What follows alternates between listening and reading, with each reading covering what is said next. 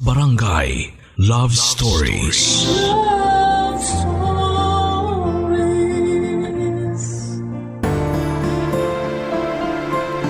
Sa mundo ay marami tayong pwedeng maging tagapagligtas.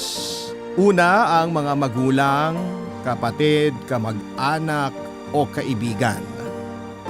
Papaano kung ang maging tagapagligtas mo ay isang tao na hindi mo naman kaano-ano? Ikaw, kapuso, may karanasan ka na ba na iligtas ng taong hindi mo naman kilala? Dear Papa Dudu, ako po si Christy, 27 years old, isang engineer. Nakakuha na po ako ng board at pasado po ako. Nasa construction po ang business ng pamilya namin, kaya naman nang makagraduate ako ay sa akin na ibinigay ni Papa ang pamamahala sa negosyo namin. Ako ang naging CEO nang makuha ko ang lisensya ko bilang isang engineer. Meron po akong boyfriend, mahigit 1 taon na po kami. Nagkakilala po kami sa isang project ng kumpanya namin. Kami ang humawak ng paggawa sa isang beach resort sa may bandang south. Ang nagpagawa po ay may anak na lalaki na nagsimula ng magparamdam sa akin. Matagal ang naging construction ng resort kaya matagal po kaming halos araw-araw na nagkikita. Uwian naman po ako, Papa Dudut, pero siya ay doon nakatira sa malapit dahil taga doon ang tatay niya. May kayabangan ang lalaking tinutukoy ko, Papa Dudut. Pero ewan at kung bakit parang na-attract pa ako sa kanya. Maganda ang naging transaksyon ng papa ko at ang father ni Van. Si Van nga po pala ang lalaking sinasabi ko. 30 years old na po siya. Siya naman ang heredero ng pamilya nila dahil tulad ko ay nag-iisang anak din siya. Ang transaction pala ng mga magulang namin ay kasama na ang tungkol sa amin. Sinabihan ako ni Papa na sagutin na si Van dahil gusto ko din naman si Van kaya sinunod ko ang utos ni Papa. Kaya ayon hanggang naging magkasintahan na kami, Papa Dudut.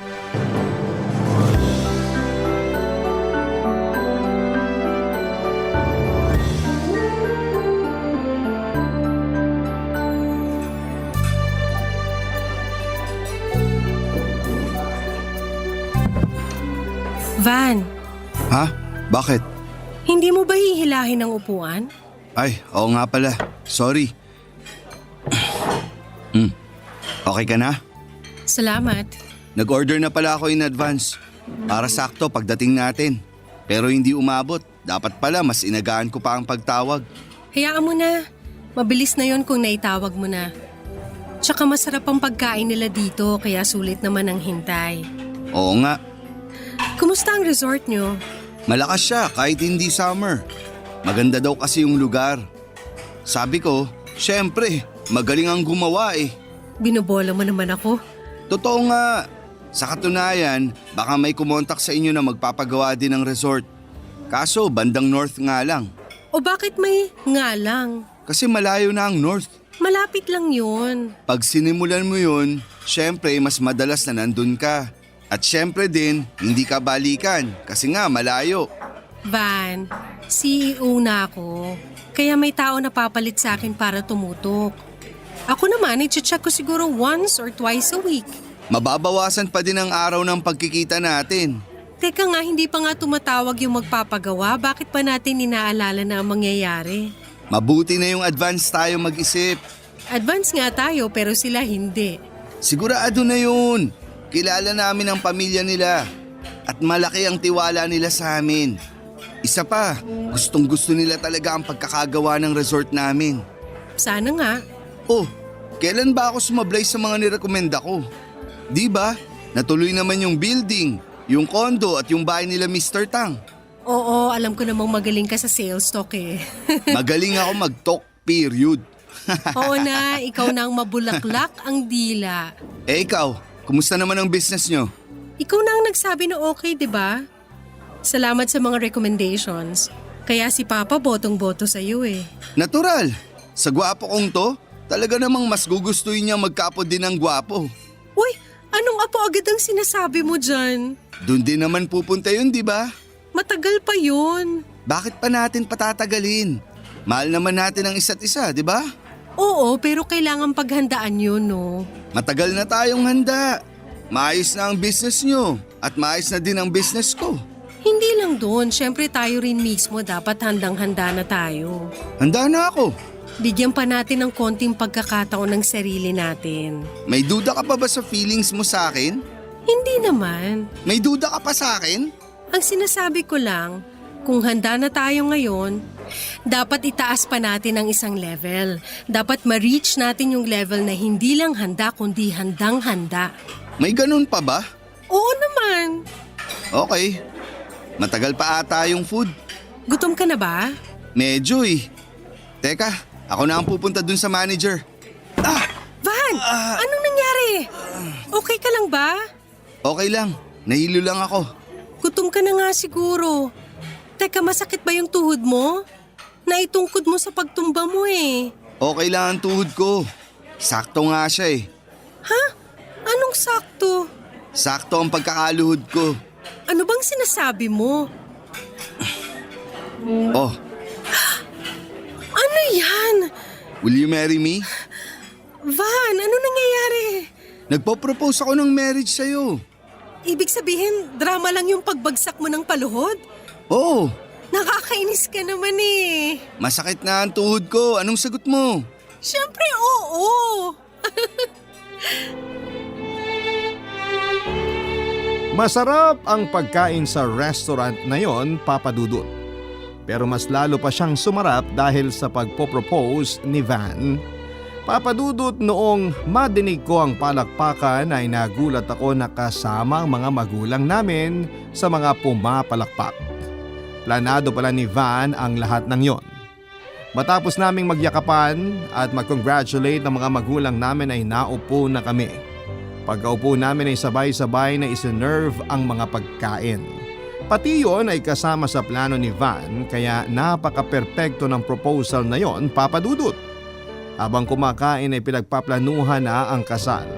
Siyempre may mga suggestions ang mga magulang namin. Yun na ata ang pinakamasayang araw sa buhay ko. Yon ang akala ko. Planadong planado na ang lahat para sa kasal pero may isang proyekto lang na kailangan kong tutukan sandali bago ako tuluyang mag-concentrate sa aming kasal. Kaya bago ang mahabang bakasyon sa trabaho ay kinailangan kumunang puntahan ang site ng project ng kumpanya. Dahil nasa malayong lugar ito, minsan 2 o 3 araw bago ako nakakauwi. Isang linggo nga bago ang kasal ay nagpunta ako sa site at napag-isipan kong umuwi kaagad. Ang nangyari ay balikan lamang ako. Dumiretso ako sa bahay ni Van para sorpresahin siya pero ako ang nasorpresa nang makita kong may kasiping siyang iba. Parang gumuho ang mundo ko sa mga nakita ko, Papa Dudut. Hindi ako makaiyak sa sobrang pagkabigla. Paalis na ako nang makita ako ni Van at nilapitan niya ako na parang wala lang sa kanya ang mga nangyari.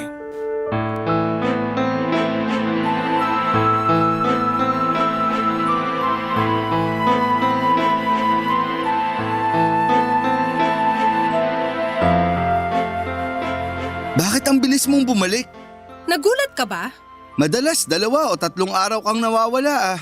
Ewan nga kung bakit nung nasa site ako parang hinihila ako ng paa ko pabalik. Kaya pala. Wag mo nang gawing issue yan. Ano? Hindi issue yan? May katabi ka sa kama. Hayaan mo na yan. Hayaan? Kung aso ang katabi mo, hayaan ko. Ano babae?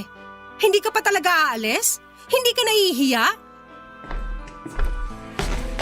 Tama nga, huwag ka nang magsalita. Nakakahiya naman sa'yo kung ide-deny mo pa ang nangyari. Mag-ingat ka ha. Tama na yan. Halika, mag-usap tayo. Hindi pa ba tayo nag-uusap? Maupo tayo. Mas gusto ko nakatayo. Kalimutan mo na nga ang nakita mo. Ano bang akala mo sa akin? Tanga? Paano mawawala sa isip kong eksena nyo? May kasiping kang iba, Van, at ikakasal na tayo. Yun na nga, ikakasal na tayo. Kaya hayaan mo na ako. Kasi pag nakasal na tayo, hindi ko na gagawin yan. Hayaan mo na ako magsawa. Ako nga sa unang pagkakataon palang nagsawa na. Nakakasawa palang tulad mong walang pakialam sa nararamdaman ko. O sige, para matapos na to. Last na yung nakita mo. Utang na loob ko pa pala sa'yo yan. Ngayon pa ba naman tayo mag-aaway? Sino nang aaway? Kalmado ako. Kaya nga, alimutan mo na to. Bumalik na tayo sa dati. Kalmado ako pero hindi nga ako tanga. Ano bang sinasabi mo na bumalik tayo sa dati? Hindi na magiging tulad ng dati ang lahat. Ngayon mo lang naman ako nakita ang ganyan ah. Tama ka, ngayon nga lang. Kasi hindi ko nakita yung mga dati. Sana nga noon pa nakita ko na yan. Para hindi na rin tayo umabot sa engagement. Anong sinasabi mo? Hindi pa naman tayo nagsasama eh. Kaya hindi ko sasabihing maghiwalay na tayo. Mas sasabihin kung hindi na tuloy ang kasal. Nababaliw ka na ba? Mas matatanggap ko pa maging baliw kaysa maging tanga. Tigilan mo na nga yan. Hindi pwedeng iurong ang kasal. Hindi ko naman inuurong. Kinakancel ko. Hindi nga pwede. Bakit hindi? Anong mabigat na dahilan? Sasama ang loob ng mga magulang ko. Ay may konsensya ka naman pala eh. Sana isinama mo ko sa ikinatatakot mong sumama ang loob. Sorry na. Hindi ko na uulitin ang ginawa ko. O ano, okay na ba? Kung makapagsalita ka, parang mo lang akong inagawan ng candy ah. Binastos mo ko, Van. Hindi ko na nga uulitin. Pwede mo namang ulitin. Kasi wala na akong pakialam. Tumigil ka na. Hindi natin ikakancel ang kasal. Paano? Magpapakasal ka mag-isa? Huwag mo nga akong gaguhin. Ayaw mong magago pero ako ginago mo? Basta tuloy ang kasal, tapos. Kaya nga, may 6 na araw pa para makapaghanap ka ng mapapakasalan. O kaya habulin mo yung babae mo kanina. Hindi ko babae yun. Nakilala ko lang siya. Nakilala mo lang? Usually pag may nakikilalang alam ko nakikipagkamay lang at hindi ikinakama. Tigilan mo na yan ha. Bakit anong gagawin mo? Pagbubuhatan mo rin ako ng kamay? Hindi ako ganun. Wala na tayong dapat pag-usapan. Wish ko na lang na maging masaya ka. Goodbye! Christy! Christy! Papadudot pagkaalis ko sa bahay ni Van, pagkasakay ko sa kotse ay pigil na pigil ang emosyon ko. Ayokong makita niya na nasaktan ako. Kaya nang makalayo ang kotse ay doon na bumuhos ang luha ko. Minahal ko si Van pero hindi ko akalain na iba pala siya.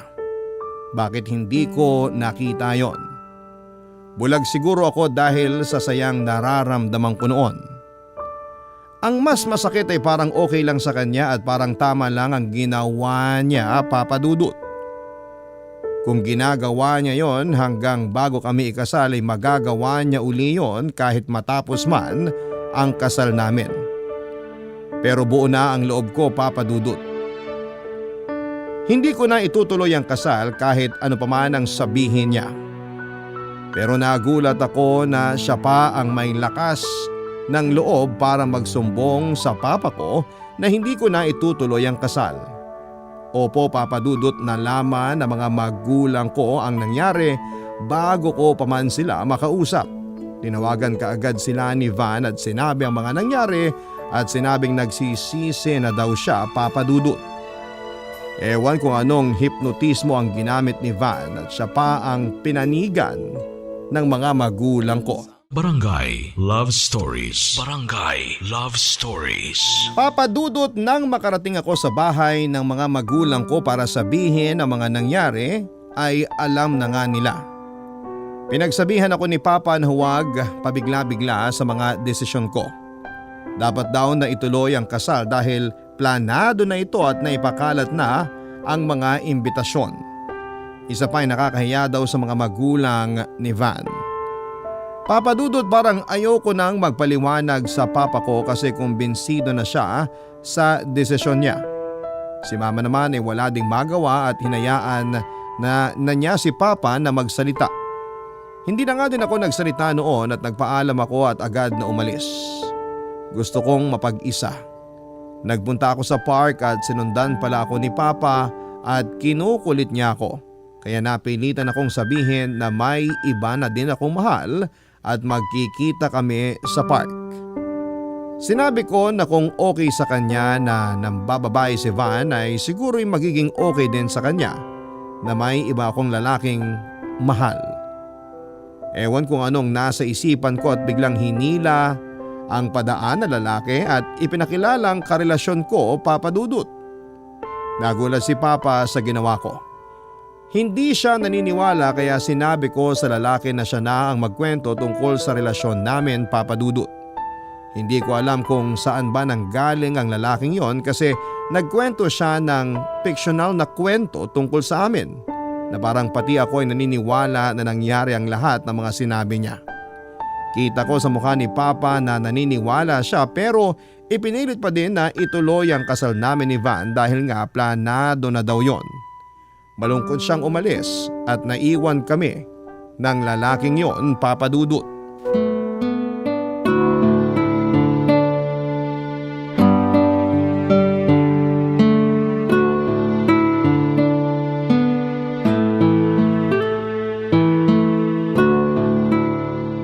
Salamat. Walang anuman. Ako si Christy. Ako naman si Ian. Paano mo naisip yung mga kinuwento mo kanina? Kwento namin ng girlfriend ko. Ay sorry, may girlfriend ka pala, baka magalit yun. Di siya magagalit. Okay lang sa kanya na may kausap kang ibang babae? Oo naman. Hindi siya magsiselos? Bakit naman siya magsiselos? Nasaan na siya? Nasa ibang boyfriend na. Ano? Matagal na kaming hiwalay. Di ko naman alam na magagamit ko pala ngayon yung kwento nung masaya pa kami. Wala na kayo? Matagal na. Okay lang ba na itanong ko kung bakit? Infidelity. Nagtaksil ka din sa kanya? Hindi. Siya ang nagtaksil sa akin. Sorry. Bakit yung tanong mo kanina kung nagtaksil din ako sa kanya? Bakit may din? Kasi ako naman ang pinagtaksilan ng boyfriend ko. Ikakasal na sana kami sa linggo tapos nahuli ko siyang may kasiping na iba kanina lang. Pero ayaw ng papa ko na huwag ituloy ang kasal. Sorry uli. Nakakahiya na ikwento ko pang buhay ko. Pareho naman pala tayo eh. Pinagtaksilan pareho at pareho nating kinukwento ang mga tungkol sa ex natin. Oo nga no? Di ba? Nakakabilib ka naman. Bakit? Kasi may problema ka pero nakakatawa ka pa rin. Ako kasi nung naghiwalay kami ng ex ko, halos masira ulo ko eh. Gusto ko ring masira ang ulo pero inisip ko, bakit ko gagawin yon? Eh hindi pa naman tapos ang buhay. Ang dami pang pwedeng mangyari. Tama ka naman. Na-realize ko rin yan. Pero matagal muna ako nagmukmok. Mahal mo pa ba ang ex mo? Hindi na siguro kasi hindi ko na siya naiisip eh. Sorry dahil sa akin nabalikan mo tuloy ang alaala niya. Okay lang yun. Iniisip ko na lang na nabasa ko sa comics yung kinukwento ko. Bakit ka pala nandito sa park? Teka, parang mali ata yung tanong ko. Siyempre namamasyal ka kaya ka nandito. Bukod sa pamamasyal, may camera din ako dito sa bag ko. Photographer ako. Pero kapag ganitong oras, umiikot ako sa buong park, naghahanap ng subject para kunan ng picture. Oo, ang daming magandang lugar dito. Actually, hindi lang lugar, pati tao. Gaya mo. Baka naman pwede kita maging subject. Ako? Anong gagawin ko? Wala kang gagawin, basta maupo ka lang dyan. Huwag mo akong pansinin. Kukunan lang kita ng kukunan ng picture. Baka ma-conscious ako. Huwag mo ako tingnan para hindi ka ma-conscious. Isipin mo lang kung ano gusto mong isipin. Sige, pambawi ko sa tulong mo sa akin kanina sa papa ko. Okay, teka, kunin ko lang yung camera ko dito sa bag.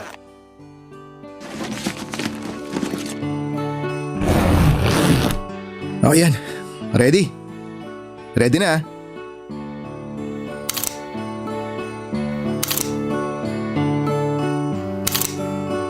Patingin ang mga kuha mo. Oh, eto. Ayoko magbuhat ng bangko pero ang ganda ko sa mga picture, pati yung paligid ko na-capture mo lahat. Salamat. Pero kung titingnan mo yung sarili mo, hindi talaga nagsisinungaling ang litrato. Na-capture niya yung lungkot mo. Oo nga. Ay, kalimutan na nga natin ang nega. Maiba ako, alam mo, may ginagawa kaming resort. Pag natapos, gusto kitang kunin para picturean yung lugar para sa profile namin. Siyempre may bayad. Naku, salamat. Gusto ko yan. Kunin ko ang number mo. Eto, may business card ako dito. Ayan, Sige, asahan mong tawag ko. Babawi talaga ako sa'yo. hindi mo naman kailangan bumawi pero salamat. Malaking tulong yung alok mong yan. Eto naman ang business card ko. Send mo na lang din dyan yung mga pictures ko. Okay lang ba? Magkano ba? Wala, libre lang to.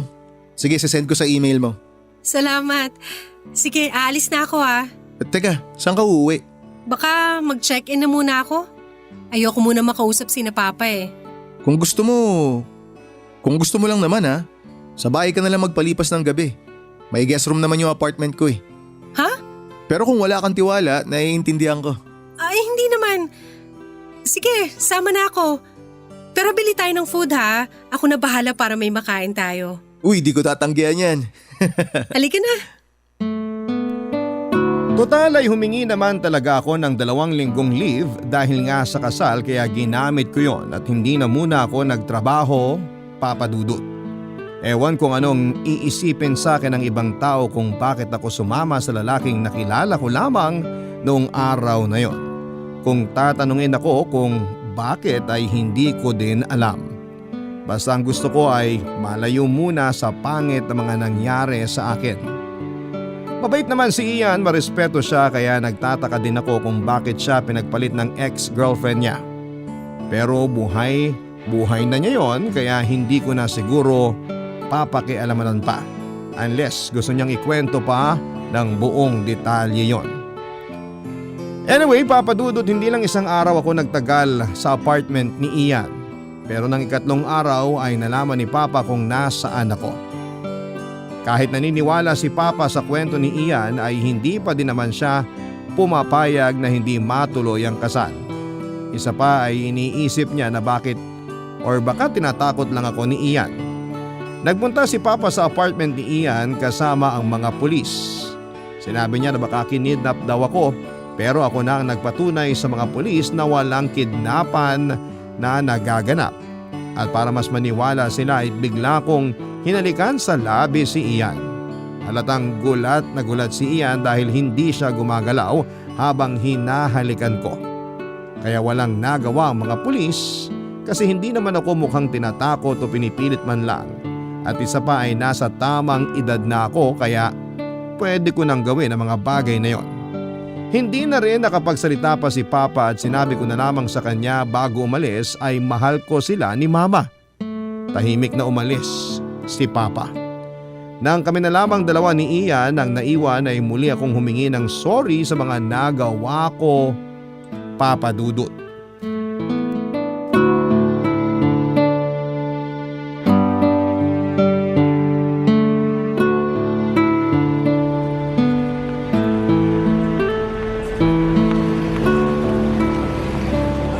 Nga pala, may convenience store dun sa kanto.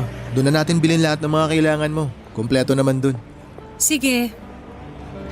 Ian. Sorry uli kagabi ah. Oh, napag-usapan na natin yan, di ba?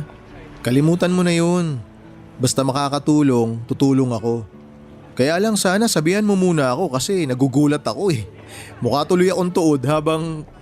Kung sa bagay, nakakatawa naman talaga. Pero salamat. Sana naman. Sa lahat.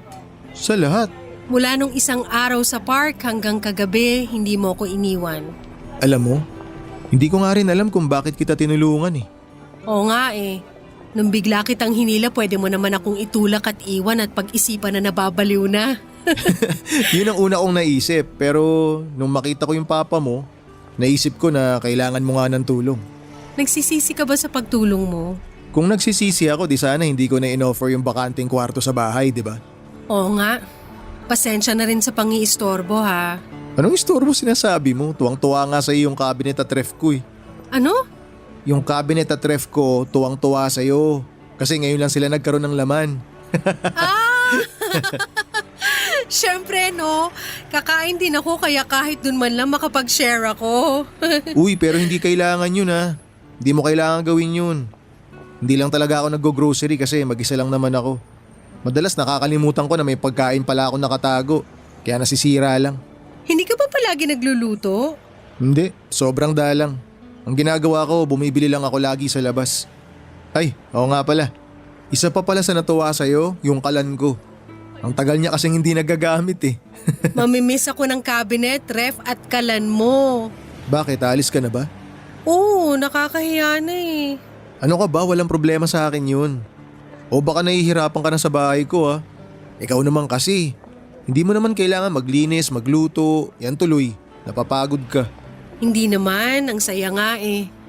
Ang tagal ko na rin namang hindi nagagawa mga bagay na yon, lalo na ang pagluluto. Bakit? Bumibili ka lang din sa labas? Hindi, may nagluluto kasi sa bahay. Sa bahay ng parents mo? Hindi ko pa pala nakwento. May sarili akong bahay. Nakabukod na ako sa kanila. Doon din nakatira yung ex mo? Hindi ah. May sarili din siyang bahay. Kaya nga nagagawa niyang mambabae eh. Oh, wag mo nang isipin. May stress ka na naman eh. Mabuti nga nakilala mo siya agad habang maaga pa. Hindi pa kayo kinakasal. Oo nga. Wag na nga natin siyang pag-usapan at baka sumulpot pa yun. Christy! Anong ginagawa mo rito? Para sunduin ka! Bakit mo ako susunduin? Hindi pa ba malinaw ang pinag-usapan natin? Christy, siya ba yung… Huwag mo nang sabihin. O ayan! Nakaganti ka na pala eh! Bastos ka talaga. Ano sinasabi mo pare? Ginamit ka lang ni Christy para makaganti sa akin. Ang kitid talaga ng utak mo. Tara na, Ian. Sige, tara. Hoy! Huwag niyo akong tinatalikuran ha! Halika na, Ian. Papansin lang yan. Nasa itsura naman niya eh. Ang alin? Ang magpapansin. Sira ulo ka! Hayop ka! Tigilan mo yan! Hoy! Pasalamat ka! Yan lang ang inabot mo! Hindi pa tayo tapos!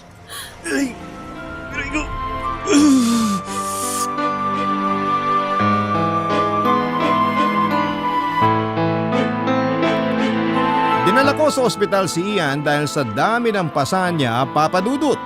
Grabe ang iyak ko noon dahil alam ko na ako ang dahilan kung bakit nasaktan si Ian. Papa Dudut, hindi ganon kalalim ang pagkakaibigan namin pero ang daming nangyayari at ang daming sakripisyo ang ginagawa ni Ian para sa akin. Hindi ko inakala na aabot pa sa ganito. Mabuti na lamang at walang malalang naging pinsala si Ian maliban nga sa mga sugat at pasa niya. Ako naman ay humingi na lamang ako ng yelo sa nurse para sa pumutok kong labi dahil sa pagkakasampal ni Van. Sinabihan na lamang kami na magpahinga sandali sa ospital at pwede nang umuwi. Gusto na sanang umuwi ni Ian pero sinabi ko na magpahinga muna siya, Papa Dudut. Habang nagpapalipas kami ng oras ay tumawag naman si Papa. Inalam niya kung nasaan ako at sinabi ko na din, Papa Dudut, dahil gusto kong ipakita sa kanya kung gaano kasama itong si Van. Barangay Love Stories. Barangay Love Stories.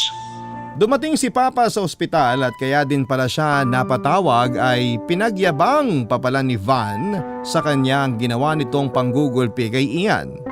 Sinabi pa ni Papa na pinagsabihan na niya si Van at nangakong hindi na uulitin. Saka siya humingi ng pasensya kay Ian. Saka ako niyaya ni Papa na umuwi na. Sinabi kong hindi ko pwedeng iwanan si Ian pero sinabi niya na idadaan na lang daw namin si Ian sa bahay niya. Saka ako sinabi na hindi ko siya pwedeng iwanan hanggang hindi siya maayos. Doon ako nagulat nang sabihin ni Papa na kailangan na naming asikasuhin ang lahat tungkol sa kasal. Hindi ako makapaniwala, Papa Dudut. Gusto ko nang umiyak. Kaya tinanong ko si Papa kung naikwento din ba sa kanya ni Van na sinampal niya ako. Saka lang niya napansin na may sugat ako sa labi ko. Parang nanigas sa kinakatayuan niya si Papa nang malaman ito at nang makita ang pumutok kong labi. Nakita kong naluha siya, Papa Dudut. Kinausap niya ako at humingi siya ng tawad sa hindi pakikinig sa akin. Siya na raw mismo ang nagsabi kay Van na hindi na raw itutuloy ang kasal. Sinabi ni Papa sa akin na malaya na daw ako at hindi na niya ako pipilitin. Wala na akong nasabi kay Papa kundi ang yumakap sa kanya ng mahigpit. Ang yakap ko ang nagsabi ng lahat ng nasa loob ko. Matapos noon ay nilapitan niya si Ian na nakatulalang nakatingin sa amin. Natakot pa si Papa at akala niya ay epekto yon ng panggugulpi sa kanya. Natuwa lang pala si Ian sa nakita niya kaya siya natulala. Kinamayan siya ni Papa at nagpasalamat sa lahat ng pagtatanggol na ginawa ni Ian para sa akin. Dahil nag-tricycle lamang kami papunta ay si Papa na ang naghatid sa amin pabalik sa apartment ni Ian, Papa Dudut.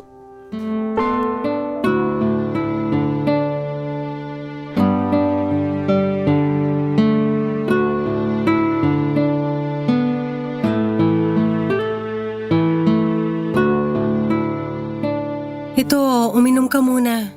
Salamat. Wala bang alak? Puro ka talaga kalokohan. Puro chaser kasi pinaiinom mo sa akin eh. Kailangan mo ng maraming tubig kasi nabugbog ka. Aray naman sa nabugbog. Para namang hindi ako nakalaban. Uy, bakit ka tumatawa? Wala. Bakit nga? Wala nga. Aray Ano ko. nangyari? Wala. Sabihin mo muna sa akin kung bakit ka tumatawa.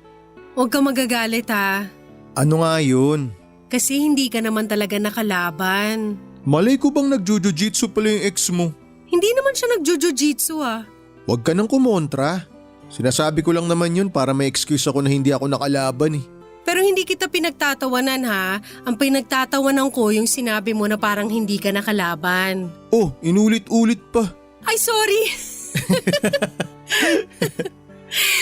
Pero walang biro. May masakit pa ba sa'yo? Madami pa pero tolerable naman. Huwag mong tiisin ha. Sabihin mo kung may masakit. Aray! Ano na naman? May masakit pala. Ha? Ano? Yung pag-alis mo. Huwag ka nga nagdadrama dyan. Natatakot lang ako Saan? na hindi na tayo magkikita. Iyan, yung ilang araw na pagsasama natin dito, parang ilang taon ng pagkakakilala yon para sa akin. Kaya paanong hindi na magkikita? Di ba ikaw ang kukuha ng picture ng resort na tinatayo namin? Buti na lang pala photographer ako kasi kung hindi na tayo magkikita. Sobra ka naman. Malalim na tong pagkakaibigan natin. Pagkakaibigan? Oo. Okay. Anong okay? Wala. Ngayon ka na ba aalis? Mamayang gabi dun muna ako kina Papa para may kasama ako. Dito ka na muna para may kasama ka tsaka may kasama din ako. Kung ikaw na lang ang sumama sa akin kina Papa para maalagaan kita ron. Wag, nakakahiya. Kay Papa ka pa nahiya. Nakita mo naman kung gaano siya kasincere sa pasasalamat sa'yo kanina. Ayoko maging pabigat. Ibig mong sabihin, pabigat pala ako nung ilang araw na nandito ako? Hindi ibang usapan naman yun. Dito kasi ikaw ang kumikilos, tapos nagluluto ka pa. Ako, hihilata lang ako dun sa bahay ng papa mo. Nakakahiya, di ba? Ano naman? Siyempre maiintindihan ni na Papa at Mama yun kasi sa kalagayan mo. Biro lang. Nagdadrama lang naman ako. Kaya ko naman sarili ko. Isa pa, kailangan nyo muna siguro magkasama-sama bilang pamilya. Kailangan mo sila ngayon dahil sa nangyari sa'yo. Hindi ka na iba sa amin. Ang sarap pakinggan nun, salamat. At teka, hindi ba ayusin mo pa yung mga gamit mo? Konti lang naman yun. Ilang pirasong damit lang yun. May kailangan ka pa ba? Wala naman, matutulog lang ako sandali habang nag-aayos ka ng gamit mo. Sige, mabuti pa nga, ipahinga mo na muna yan. Nakatulog nga si Ian siguro dahil sa tagtag din ng mga pasa niya. Pero hindi ako umalis hanggang hindi siya nagigising. Gusto kong magpaalam bago ako umalis at ayaw ko naman siyang gisingin dahil kailangan niya iyong pahinga. Habang hinihintay kong magising siya ay nakatulog na din pala ako doon sa upuan. Nalimpungatan ako pasado 9:00 na ng gabi. Napatayo ako at nagluto para pagkagising ni Ian ay may kakainin siya. Pero natapos akong magluto ay tulog pa din siya. Hanggang sa nakatulog muli ako sa kinakaupuan ko at nagising noong umaga. At noong gisingin ako ni Ian ay iniinit niya na pala ang mga niluto ko noong gabi. Sabi niya ay mag-aalmusal na daw muna kami bago ako umalis. Masaya ang kwentuhan namin hanggang sa magpaalam ako, Papa Dudut. Habang lumalayo ako sa apartment ni Ian ay may kakaiba akong nararamdaman. Parang nangungulila na agad ako kay Ian. Papa Dudut, doon ko nakumpirma sa sarili ko na mahal ko na si Ian. Pero pinaglabanan ko ang nararamdaman ko kasi ayokong masira ang pagkakaibigan namin. Napansin ni Papa na malungkot ako at kahit na hindi ko sabihin ang kadahilanan ay alam niya. Doon ko na inamin na wala kaming relasyon ni Ian.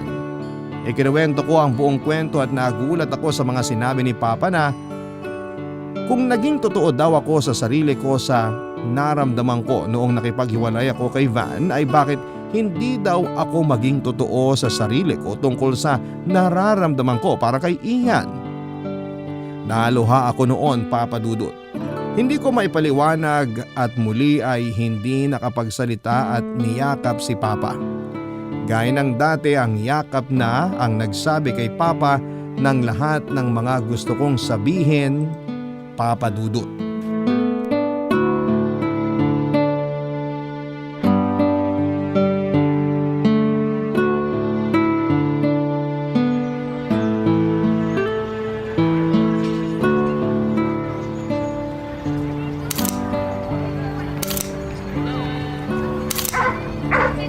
Ian! Uy! Christy! Busy ka ba? Hindi naman. Galing ako sa apartment mo eh. Wala ka kaya inisip ko nandito ka. Bakit di ka nagsabi na pagod ka patuloy pagpunta sa amin? Okay lang, susurpresahin sana kita eh. Di ko naman birthday ah. Pero nasurpresa naman ako. Seryoso ako. Joke lang, to naman. Kumusta ka? Maayos na ako. Eto, nakakakuha na ako ng pictures ulit. Wala na nga yung mga pasamo, yung mga sugat na lang. Pero alam mo, sa totoo lang, natatakot nga ako eh. Ha? Saan? Dito sa mga sugat ko. Bakit? Anong sabi ng doktor? Wala naman, linisin ko lang daw. Nakakainis ka naman, akala ko kung ano na. Ano naman ang nakakatakot dun? Eh kasi baka magpeklat, papangit na yung balat ko.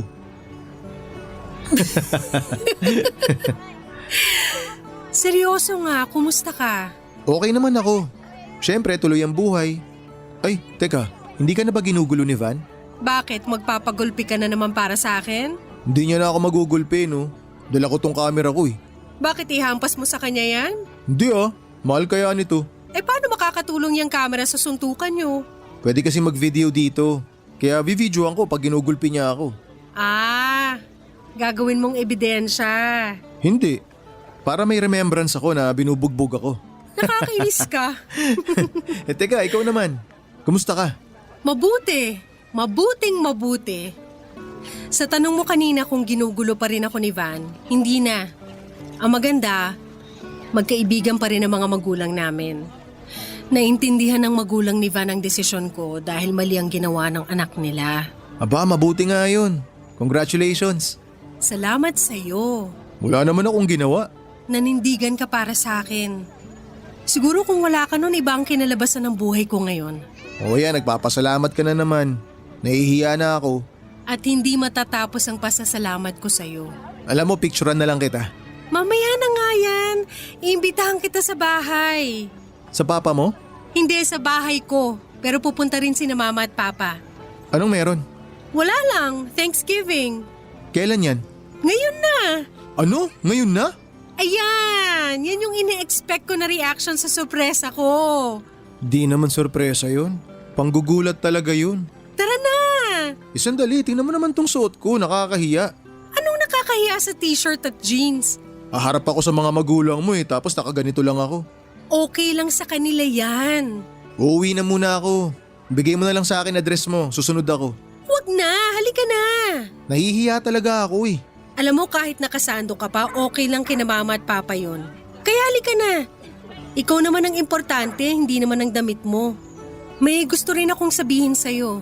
Ako rin pala, may gusto akong sabihin. Doon mo na sa bahay sabihin. Gusto ko ngayon na.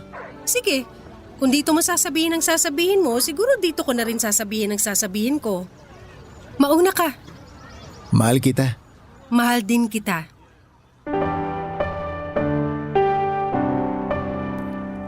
Papa Dudut, akala ko ako lang ang nahulog kay Ian, siya din pala. Pero Papa Dudut, alam mo ba ang inisip ko noong mapagdesisyonan kong sabihin kay Ian na mahal ko siya? Na kapag ang balik sa akin ay iba ay maiintindihan ko. Ang gusto ko lang ay masabi sa kanya ang nararamdaman ko. Pero iba ang naging ending, Papa Dudut. Napakasaya ng araw na yon. Sa dinner ay sinabi namin kina Papa at Mama ang lahat. Bago ibinigay ni Papa ang blessing niya ay tinanong niya kami pareho ni Ian kung totoo daw ba ang nararamdaman namin at walang manluloko sa isa't isa.